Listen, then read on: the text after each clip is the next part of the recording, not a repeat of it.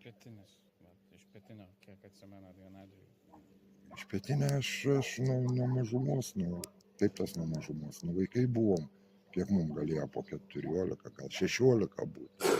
Gan senukai. Lankiais imtynės, kiek atsimenu, čia buvo prie Elnio. Geras imtynininkas buvęs ir paskui jie tą butą, kiek supratau, pardavė. Ten dar adresą galiu pasakyti. Porių 13 gyvena. Pardavė butą, matyt, nebeišlaikė, nes buvo tokie laikai, kad kooperatinius ten valdiškus sunkiau buvo išlaikyti. Ir matyt, pirkos čia va butelį. Nusipirka čia butelį, bet čia, aišku, mama. Mama, tėvas lygtais netikras buvo patėvis, bet kartu gyveno, tai šiais laikais, kaip sakant, sugyventiniu. Ir jis čia pastoviai gyveno. Broliai viens lygtais Jonišky, kiek žinau, gyveno. Vien Šiauliuose, viens ar tai Angluose. Sesuo irgi Šiauliuose. Jeigu visus išvardinau, jie 4-5. Ir kiek jau iš pasakojimų, čia buvo toks tarps, kad aš, ta prasme, nesueidavau su juo, žinot, kaip gyvenimas pamėta.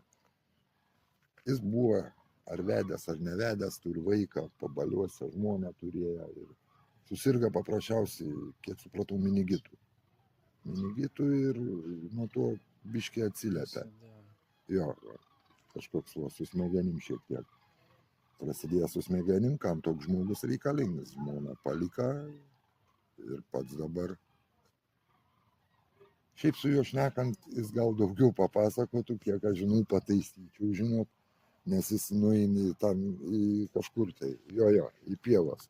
Šiek tiek pataisius jį, kad jis, šiaip sakau, jis užeina, aš dar tankiai kaip pradedat nusikalbėti, pasižiūriu į dangų, žinai.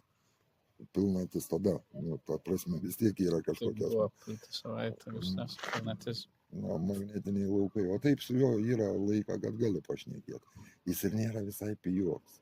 Jis atsigertų olą užliaužiai, bet va jo gyvenimą būt, jis kitaip ir negali. Jis pradėt va kailius rinkti visokius, jau viskas. O čia moteriškės kažkokias, kiek žinau, padaro ir tuos maistą šiltą karts nuo kartą. Čia kokia cigaretė ar kokius porą eurų, čia nesiskaita duodi prie progos, bet jis taip per daug neprašinėjai. Prie parduotuvės pamatą, paprašo paduodi. Taip jau nešliaužiu grinai įkyriai. O daugiau ką, ypač aišku žiemą čia jam tos langus išbarškina, tankiai ateina, negeri žmonės. Jis sakė, kad kaimynai išbarškina langus.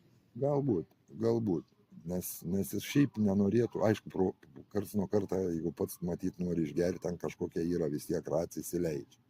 Čia ir tas padegims, kiek žinau, taip pat buvo, čia neužgesinta nuorūka, čia ne pats vidus degė, o ta vadinama veralinė. Kažką leido miegot.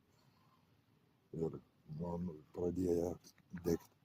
Šiaip jis labai šaikų neįsileidž šaikų, dušt langai. Va tokias kojykės, kažkas pakviečia, nubėk į parduotuvę, nubėk šnapsą, nubėk ką. Ir va toks jo gyvenimas. Sakau, keliais žodžiais taip sunku pasakyti, kaip žinai, atrodo į trumpus rėmus viskas telpa, žmogus jau metais gyvena.